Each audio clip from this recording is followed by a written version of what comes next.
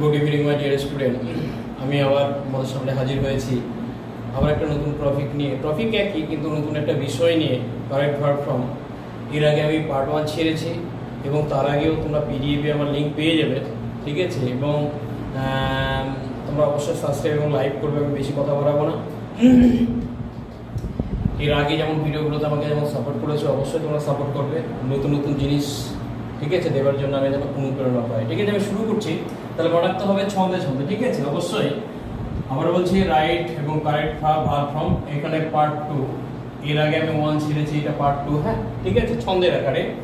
তো এই মনে রাখতে হবে মনে রাখার কৌশলটা। আবার বলছি মনে রাখার কৌশল হচ্ছে এই হচ্ছে ধান তীর, অর্থাৎ ধান তীর। এই শব্দটা যদি DAN ধান TIR ধান তীর, এই ধান শব্দ, এই ধান তীর শব্দটা যদি থাকে এরকম প্রথম অক্ষর দিয়ে আমি ছন্দ তৈরি করেছি, তাহলে অবশ্যই আমি চোখ বন্ধ করে প্রেজেন্ট কন্টিনিউয়াস টেন্স আমি অবশ্যই নিয়মে ফেলবো বা right form of correct verb, ঠিক আছে?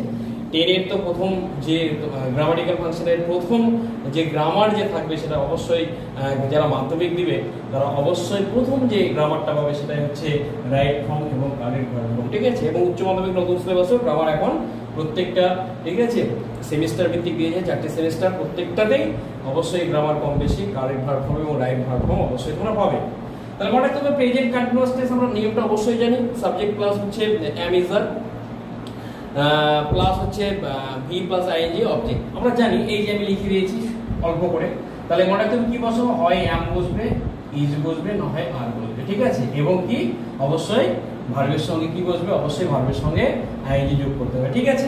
তাহলে মনে রাখতে আমি নাম্বারিং করে দিচ্ছি 1 2 3 4 5 6। তাহলে মনে রাখতে হবে 1 নম্বর ডি আছে, 1 নম্বর কি আছে, ডি আছে। অবশ্যই এতে ডি 1 নম্বরে কি হলো, ডি তে হচ্ছে ডে বাই ডে।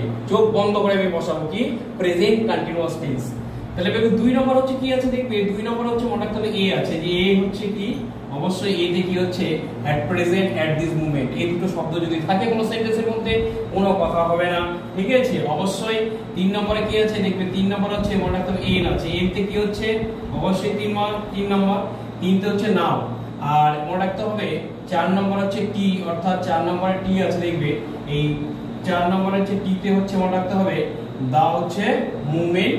আর হচ্ছে আই তে হচ্ছে হ্যাঁ বলছে ইনক্রিজিংলি, এই যে আই 5 নম্বর হচ্ছে আই, এখানে আমি 5 নম্বরটা বসে দেব, ঠিক আছে? তাহলে এই যে আই হচ্ছে ইনক্রিজিংলি এবং 6 নম্বরে হচ্ছে কি গিয়ে দেখা যাচ্ছে 6 নম্বরে কি হচ্ছে 6 নম্বরে হচ্ছে র্যাপিডলি।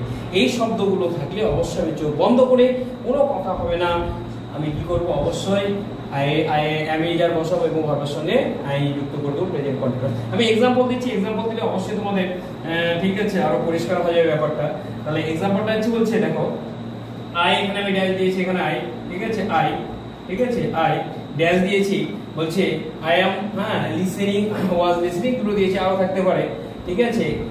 উইল হ্যাঁ লিসেনও থাকতে পারে, বা হ্যাঁ আইয়ের সঙ্গে অবশ্যই হ্যাভ বসে, হ্যাভ হচ্ছে লিসেনও থাকতে পারে। বলছে অ্যাট দি মুভমেন্ট, অর্থাৎ এই যে মুভমেন্টটা আছে অ্যাট দ্য মুভমেন্ট বা অ্যাট দিস মুভমেন্ট, তাহলে এই যে মুভমেন্টটা, ঠিক আছে? তাহলে এই যে মুভমেন্ট অবশ্যই যদি থাকে কোনো সেন্টেন্সে আমি কি করব, অবশ্যই সেটা প্রেজেন্ট কন্টিনিউয়াস টেন্স। তাহলে উত্তরটা অবশ্যই আমি এটা করব। তাহলে এম, তাহলে কি হবে অবশ্যই কি হবে এম, কি হবে লিসেনিং হবে, ঠিক আছে? LISTEA লিসেনিং, ঠিক আছে?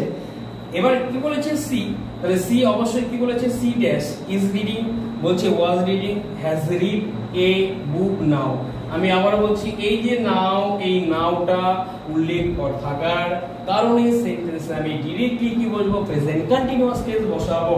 তাহলে অবশ্যই এই যে নাও এখানে আছে, এরকম সবগুলোতে एग्जांपल করা যায়, ঠিক আছে? অবশ্যই তোমরা দেখবে। তাহলে সি এখানে নাও যেহেতু আছে আমি চোখ বন্ধ করে অবশ্যই এখানে হচ্ছে আমি যারা অবশ্যই প্রেজেন্ট কন্টিনিউয়াস তোমরা নিয়ম সবাই জানো, ঠিক আছে? অবশ্যই আমি ইজ রিডিং টাইমে বসাবো। তাহলে কি বসাবো, তাহলে মনে রাখতে হবে ইজ, ঠিক আছে? তাহলে thank you watching for my video. এইভাবে নতুন ভিডিও পেতে অবশ্যই তোমরা সবাই এটা শেয়ার করবে, যেন তোমরা একাই শিখলে হবে না, তো সকলকেই শিখতে হবে এই নতুন নিয়মগুলো অবশ্যই সন্দেহের আকারে। অবশ্যই থ্যাংক ইউ।